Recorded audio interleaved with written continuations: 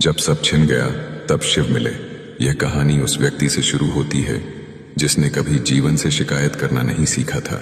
वह मेहनत करता था, कर्तव्य निभाता था और यह मानकर चलता था कि ईमानदारी ही सबसे बड़ा सहारा है। लेकिन जीवन हमेशा तर्क से नहीं चलता। एक समय ऐसा आया जब चीजें बिना आवाज के बिखरने लगीं। पहले वह काम छूटा जिससे उसकी पहचान जुड़ी थी। फिर धीरे धीरे लोगों का व्यवहार बदला।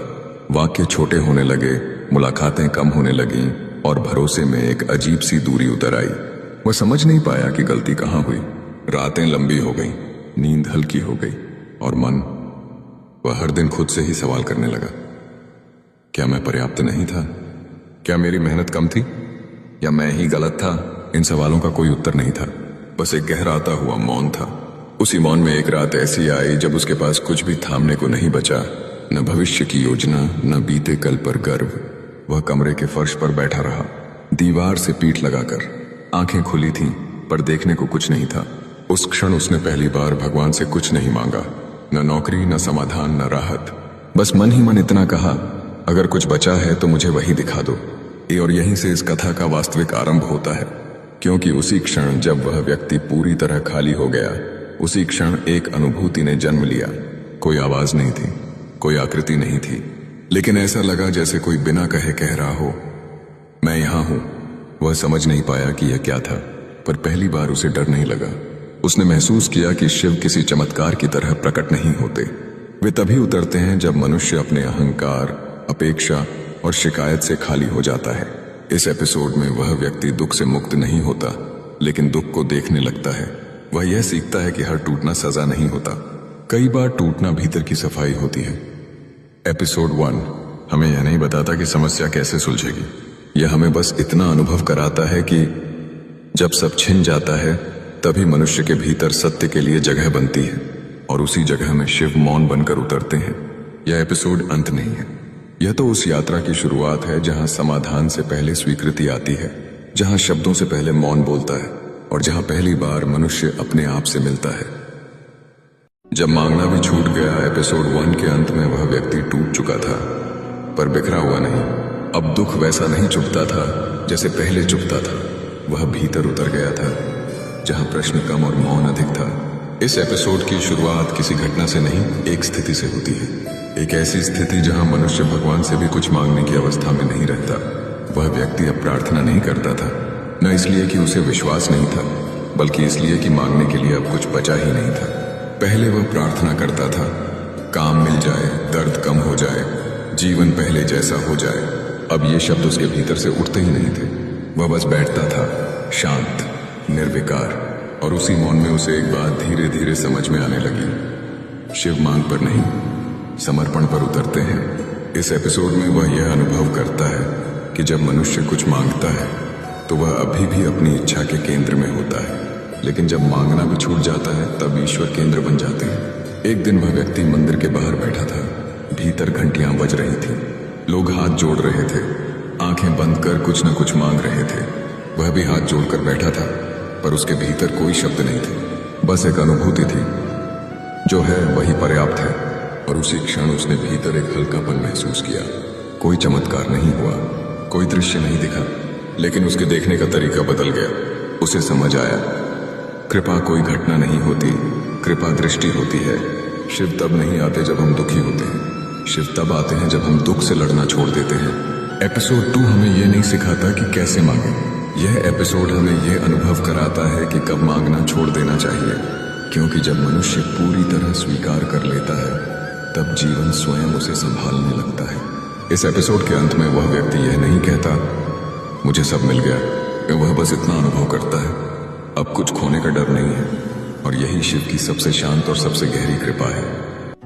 एपिसोड 1 में उसने सब कुछ खोया था, नाम, भरोसा, पहचान और सबसे ज्यादा खुद पर विश्वास। एपिसोड 2 में वह थक कर बैठ गया था। अब न कोई प्रश्न था, न कोई शिकायत, बस एक मौन था जिसमें उसने कहा था, महादेव, अब जो भी हो आप ही देख लेना। एपिसोड 3 वहीं से आरंभ होता है, लेकिन अब कुछ अजीब होने लगता है। लोग आसपास हैं पर साथ नहीं है। हंसी सुनाई देती है पर उसमें अपनापन नहीं है। वह भीड़ में खड़ा है पर भीतर एक गहरा सन्नाटा है। पहले जो लोग उसकी आवाज सुनते थे अब उसकी चुप्पी से घबराते हैं। उसका शांत रहना उन्हें असहज करता है। वह सोचता है, क्या मुझसे कोई भूल हो गई है?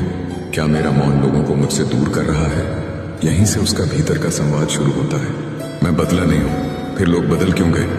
रातें अब लंबी हैं, नींद आती है पर पूरी नहीं होती। आंखें बंद होती हैं तो विचार जाग जाते हैं। और उन्हीं रातों में एक बात धीरे धीरे उसके मन में उतरती है, महादेव सबको साथ नहीं रखते, वे कुछ को अलग कर देते हैं। भीड़ से, शोर से और उन रिश्तों से भी जो सिर्फ सुविधा तक साथ थे। उसे याद आता है जब संकट आया था तो कितने लोग चुप हो गए थे, जब वह टूटा था तो कितनों ने नजर फेर ली थी। और आज जब वह शांत है तो लोग उसे समझ नहीं पा रहे। यहीं वह पहली बार महादेव को महसूस करता है। कोई स्वर नहीं, कोई दर्शन नहीं, बस भीतर एक भाव। जो तेरे साथ चल सकता था वह चल चुका, अब तेरी तैयारी शुरू हो रही है। अकेलापन अब डरावना नहीं लगता, यह किसी साधना कक्ष जैसा हो जाता है, जहां कोई तालियां नहीं है, कोई प्रशंसा नहीं, बस स्वयं से सामना है। वह समझने लगता है कि भीड़ का छूटना सजा नहीं होती, यह एक चयन होता है। महादेव अपने भक्तों को ऊंचाई के लिए तैयार करते हैं और ऊंचाई की यात्रा अक्सर अकेले ही तय होती है। एपिसोड 3 में वह यह भी देखता है कि जो लोग उससे दूर हुए उन्होंने उसे कमजोर नहीं किया बल्कि उसे हल्का कर दिया। अब वह अपनी सांसों को सुन सकता है, अपने विचारों को पहचान सकता है और अपने भीतर महादेव को स्थान दे सकता है। यह एपिसोड कहानी नहीं है, यह एक अनुभव है जो हर उस व्यक्ति को छुएगा जो भीड़ में रहते हुए भी अकेलापन महसूस करता है। एपिसोड 3 के अंत में जब भीड़ छूट चुकी थी और जीवन अचानक बहुत शांत हो गया था, वह अकेला खड़ा था। अकेला पर खाली नहीं, चारों ओर लोग थे पर भीतर कोई शोर नहीं था। पहली बार उसे अपने ही भीतर की आवाज साफ सुनाई दे रही थी। यहीं से एपिसोड 4 शुरू होता है। अब उसके मन में एक नया प्रश्न जन्म लेता है जो पहले कभी नहीं आया था।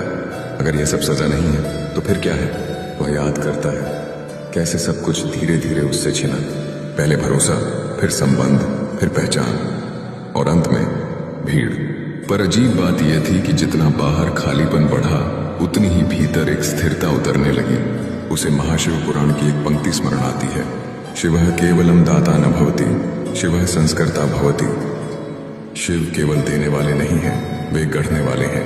यहीं उसे पहली बार समझ आने लगता है यह सब टूटना नष्ट होने के लिए नहीं था, यह संस्कार था। महाशिव पुराण कहता है जब शिव किसी को विशेष मार्ग के लिए चुनते हैं तो वे पहले उसके पुराने आकार को भस्म कर देते हैं। जैसे अग्नि सोने को नष्ट नहीं करती, उसे शुद्ध करती है।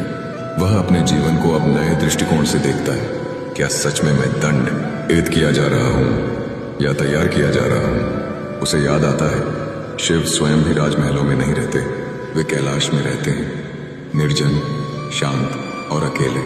महाशिव पुराण बताता है शिव का मार्ग हमेशा एकांत से शुरू होता है, क्योंकि जहां भीड़ होती है वहां अहंकार पलता है और जहां एकांत होता है वहां चेतना जागती है। एपिसोड 4 में वह यह समझने लगता है कि जो उसे दंड लग रहा था वह वास्तव में दीक्षा थी। दीक्षा जिसमें कोई गुरु सामने नहीं होता, कोई मंत्र कान में नहीं फूंका जाता, बस जीवन आता है और तोड़ता चला जाता है। महाशिव पुराण में वर्णन है जब देवताओं का भी अहंकार बढ़ गया था तब शिव प्रकट नहीं हुए बल्कि अदृश्य हो गए, क्योंकि शिव की अनुपस्थिति भी एक शिक्षा होती है। उसे समझ आने लगता है जब महादेव मौन हो जाते हैं तब असली साधना शुरू होती है। अब वह अपने कष्टों से लड़ता नहीं, उन्हें देखता है, समझता है। हर ठोकर में वह एक प्रश्न नहीं, एक संकेत खोजता है, यह मुझे क्या सिखाने आई है। एपिसोड 4 का सबसे बड़ा मोड़ यहीं आता है। पहली बार वह अपने दुख से भागता नहीं, वह उसके सामने शांत बैठ जाता है और उसी क्षण महाशिव पुराण का यह भाव उसके भीतर उतरता है। शिव दुख नहीं देते, वे अज्ञान जलाते हैं। अब उसे स्पष्ट दिखने लगता है जो रिश्ते छूटे वे उसकी ऊंचाई सह नहीं सकते थे, जो रास्ते बंद हुए वे उसकी दिशा नहीं थे, और जो पीड़ा मिली वह अंत नहीं थी, वह आकार दे रही थी। एपिसोड 5वां दिन। वो उठा तो लगा जैसे अंदर कुछ टूटा नहीं बल्कि हिल गया हो। 4 रातों से वो शिव को पुकार रहा था, कोई चमत्कार नहीं हुआ, कोई आवाज नहीं आई, लेकिन आज मन बेचैन था। वो बोला नहीं, बस महादेव की ओर देखा।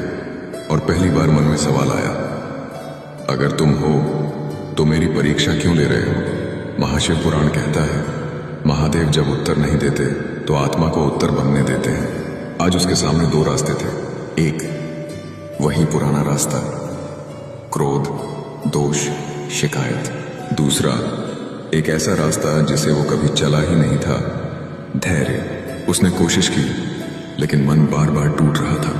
तभी उसे याद आई वो बात जो कभी किसी साधु ने कही थी, महादेव तुम्हें तोड़ते नहीं, वो बस झूठ को गिराते हैं। उस दिन वो पहली बार भागा नहीं, न रोया न किसी को दोष दिया, बस बैठ गया। और वहीं भगवान शिव ने पहली परीक्षा ली, क्योंकि जो बैठ सकता है वो बदल सकता है।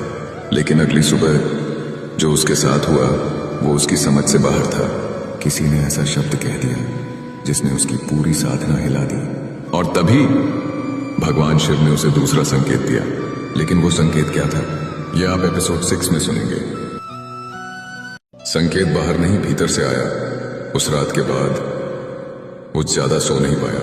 शब्द अभी भी कानों में गूंज रहे थे, वो शब्द जो किसी ने साधारण लहजे में कह दिए थे, लेकिन जिनका असर सीधे उसकी साधना पर पड़ा था।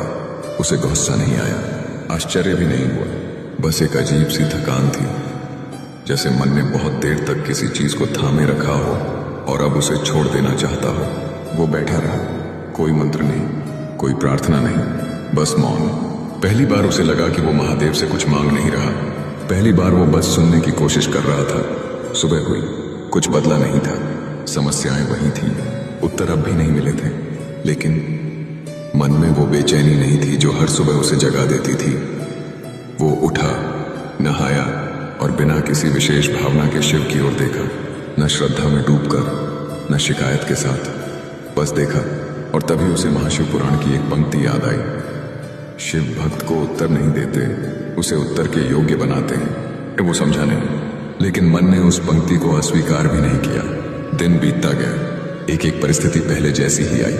कोई बात चुपी, कोई व्यवहार अखरा, कोई याद दर्द दे गई। फर्क बस इतना था, इस बार वो तुरंत प्रतिक्रिया नहीं दे रहा था, वो रुक रहा था।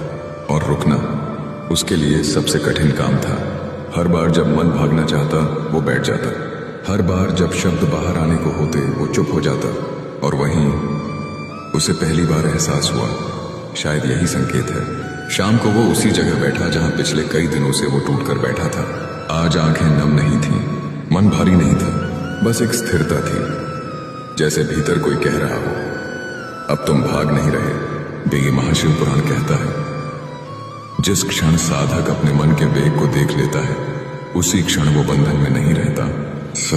उसे लगा कि शायद महादेव ने आज कुछ बदला नहीं, बल्कि उसे बदलने की जगह दे दी। रात गहरी हुई, वो लेटा, आंखें बंद की, और पहली बार उसे नींद आने से डर नहीं लगा, क्योंकि अब सवाल नहीं था मेरे साथ ऐसा क्यों हो रहा है। अब बस एक भावना थी, अगर यह यात्रा है तो मैं चलने को तैयार हूं। लेकिन अगले दिन जो उसके सामने आया वो केवल मन की परीक्षा नहीं थी, वो कर्म की परीक्षा थी। एक ऐसा निर्णय जिससे वो चाहकर भी भाग नहीं सकता था। और वहीं महादेव ने तीसरा द्वार खोला। वो द्वार क्या था, वो निर्णय कौन सा था, यह आप एपिसोड 7 में सुनेंगे।